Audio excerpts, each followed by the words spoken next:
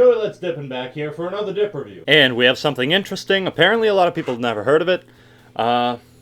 Interesting indeed. Came in second place on the whole Instagram thing. Follow me on Instagram. But yeah, we're going to be reviewing this today. A lot of people are interested in it. Again, a lot of people hadn't heard of it.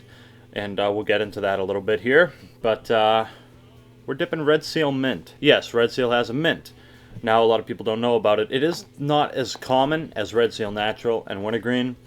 They seem to only have it in certain places. A lot of places don't seem to have it, which is why a lot of people don't know about it. Red Seal also has a straight. I'm not sure how common that is. I don't think that's as common as the natural or wintergreen either. But yes, Red Seal Mint. So let's jump right into it here. Let's take a look at the presentation. Is that not a beautiful fucking can? Look at that. Blue is my favorite color, by the way, but I don't know. This just has such a nice fucking blue color to it. Looks fucking nice. Side label here. That is a sharp looking fucking can. I love the way this can looks. And tin construction. This is made by US Smokeless, but it has a plastic lid, but it's really not that flimsy. You can't really bend it in half like you can with the Stoker's lids or shit like Timberwolf or Longhorn. It doesn't quite fold in half. It's actually fairly sturdy, but it does have a plastic lid and it has a plastic bottom. And if you don't know, Red Seal, the cans are bigger. These are 1.5 ounces instead of 1.2 ounces. And you know, like, it doesn't look that much bigger on camera, but when you actually get a can and hold it in your hand, it feels a lot bigger than it looks or actually is. Trust me, you get a can, it's going to feel bigger, even if it doesn't really look it. So always 25% more tobacco, because it's 1.5 ounces instead of 1.2. So yeah, for a plastic lid can, it's pretty sturdy. And date, we have sell by July 27th, 2014. Not too shabby.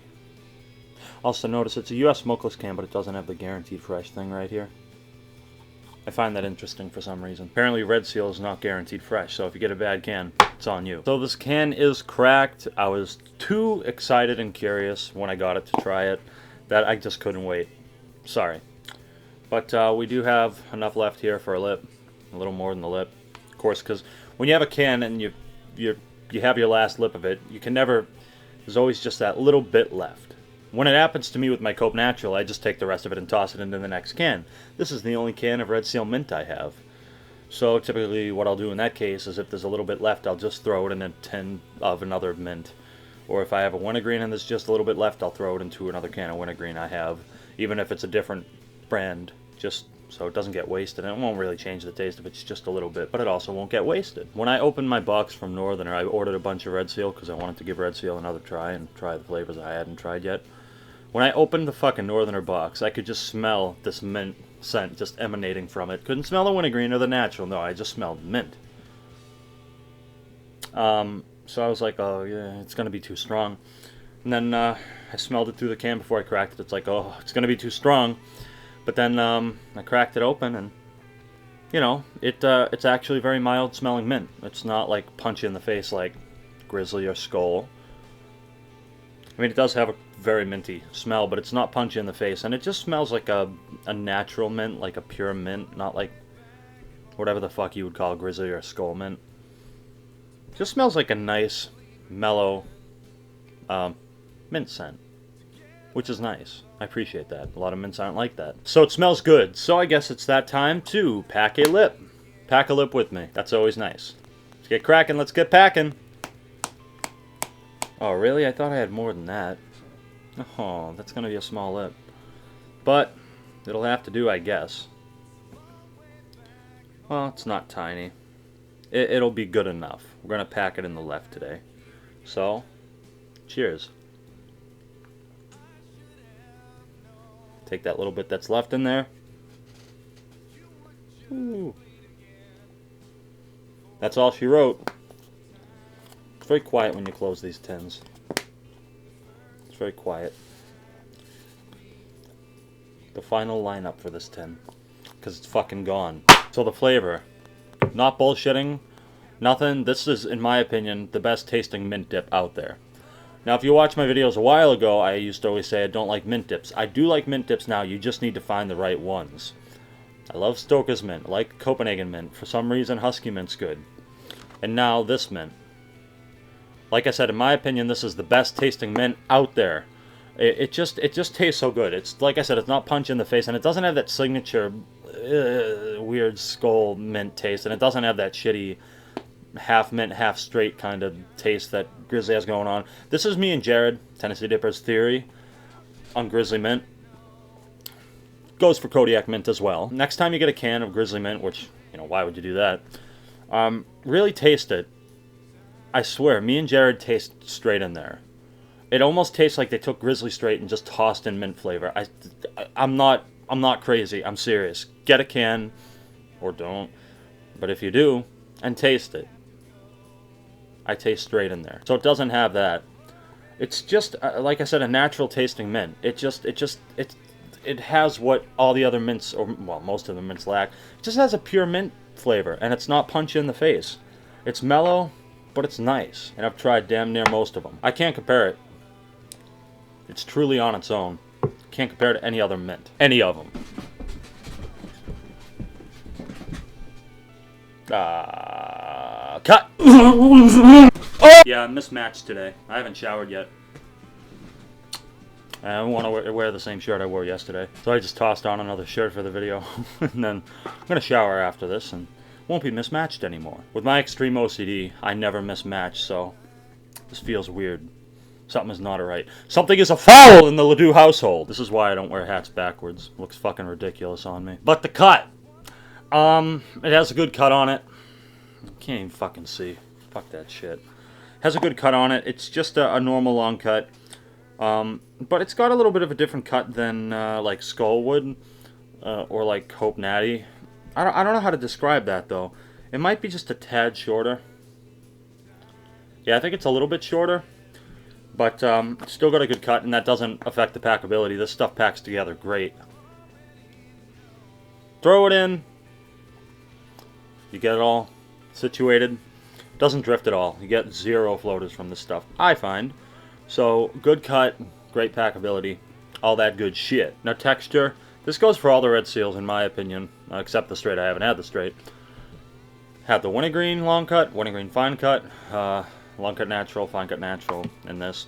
And all of them, even the wintergreen, are very easygoing on the gums. They're not rough at all. I don't get a burn from any of them. So its texture, it's very easygoing, it's very soft, and I don't get a burn from it. Because it's a mint, it kind of tingles in there a little bit, but it's not a burn. And nicotine, Red Seal's not strong by nature. It's kind of like, in my opinion, like Stoker's. A great dip, but not a lot of nicotine, which to me doesn't really matter anyway, since I never feel a buzz anymore. I dip Cope Natural every day, and I never get a buzz off Cope Natural, so I don't really honestly dip for the buzz, and I kind of never did. I don't know why, but when I still got a buzz, it would make me tired. I'd get a buzz, and I'd be like, I'm tired now. So I never really dipped for the buzz. I just dipped to pack a lip and throw it in and spit.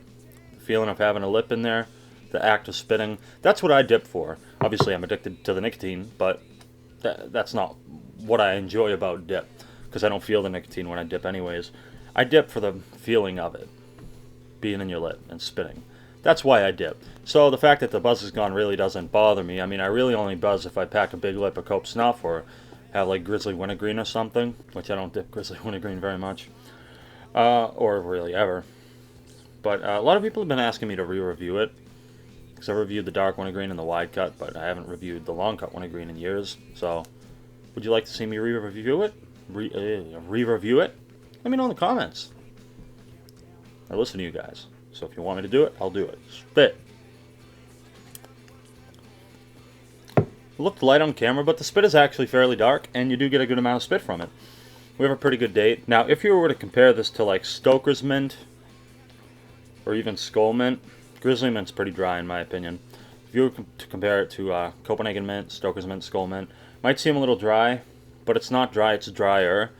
Try Grizzly Mint and try this stuff and tell me it's fucking dry. It's not dry, it still carries a good amount of spit, and it's pretty dark spit. And I'll tell you what, Red Seal is no slacker in the lastability department. Even though wintergreen and natural, which I don't care for the natural. I really like the wintergreen these days though. Red Seal's no slacker in the lastability department. This shit lasts a good amount of fucking time. This lip isn't even huge. It's kind of medium for me.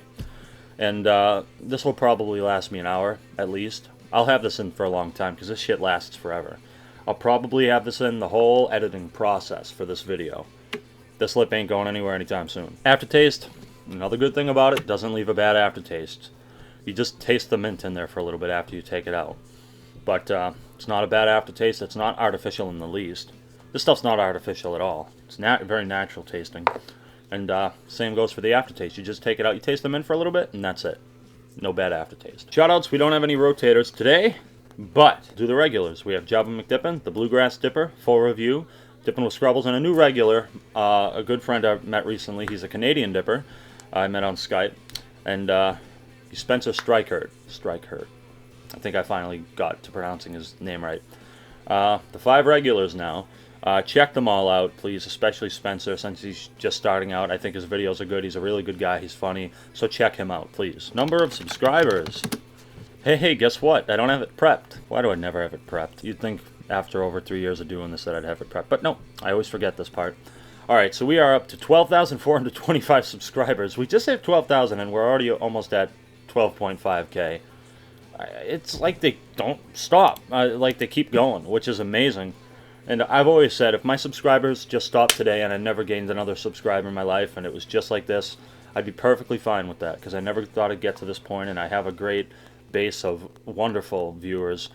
So, but the fact that they just keep going up is amazing, so thank you all so much.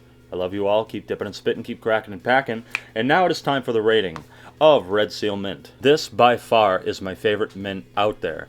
In my opinion, this beats the fuck out of Copenhagen Mint, Stoker's Mint, and Husky Mint, which were formerly my 3 favorite mints. This stuff blows them out of the water, in my opinion. In terms of Copenhagen Mint, it's a good mint, but I think it's way overhyped and overrated, just because it's Copenhagen. But it's still good, but my favorite was Stoker's Mint, and it's now this. This blows them out of the water, in my opinion.